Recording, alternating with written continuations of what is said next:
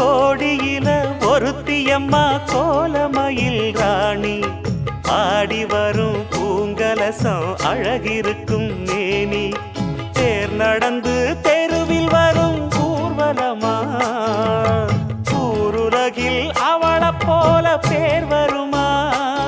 நல்ல பளிங்கு போல சிரிக்கும் மனச பறிக்கும் பவள விரிப்பு விளங்கிடாத இனிப்பு விவரம் புரிஞ்சிடாத துடிப்பு